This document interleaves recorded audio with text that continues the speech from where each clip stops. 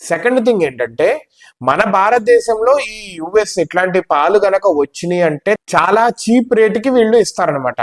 So ఇచ్చారు అంటే మన భారతదేశంలో ఉన్న ఈ డైరీ ఎకానమీ, ఫార్మర్స్ కి వీళ్ళందరికీ ఎఫెక్ట్ అవుతుంది, దీంట్లో ప్రాబ్లం వస్తుంది అని చెప్పి ద సెకండ్ థింగ్.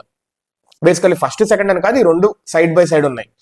మన దేవుళ్ళకి పాలు ఇవన్నీ వాడతాం కదా, ఎవరు ఏ పాలు తెచ్చారో తెలియదు. సరే గుళ్ళల్లో వాడుతున్నారు అంటే గుళ్ళల్లో అక్కడ ఉన్న గోశాలల్లో నుంచే తీసుకొని వాడతారు. చాలా గుళ్ళల్లో భక్తులు వచ్చి పాలిస్తారు, దాంతో అభిషేకం జరుగుతూ ఉంటారు. వీ డోంట్ నో ఎవరే పాలిస్తారు అనేది కదా.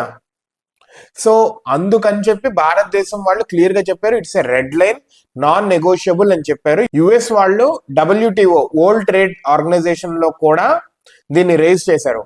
మన వాళ్ళు మాత్రం రెడ్ లైన్ అనే చెప్పారు, రానివ్వమని చెప్పారు. ఇది ఎకనామికల్ గా భారతదేశానికి ఇది రానిస్తే కనుక సంవత్సరానికి 1,03,000 కోట్ల నష్టం రాబోతుంది. లైవ్ మింట్ వాళ్ళు ఏం పేర్కొంటున్నారంటే డైరీ సెక్టర్ అనేది భారతదేశం GVA గ్రాస్ వాల్యూ యాడెడ్ లో 2.5 to 3% కంట్రిబ్యూట్ చేస్తుంది అని చెప్తున్నారు. ఆ totalling of 7.5 to 9 lakh crores అనమాట. సో ఇవంతా డిస్టర్బ్ అవుతుంది, ఎకో సిస్టమ్ కూడా మొత్తం డిస్టర్బ్ అవుతుంది, భారతదేశానికే నష్టం రాబోతుంది అని చెప్పి ఈ డైరీ మిల్క్ మొత్తానికి, నాన్ వెజ్ డైరీ మిల్క్ ని రానివ్వము, రాకూడదు అనేది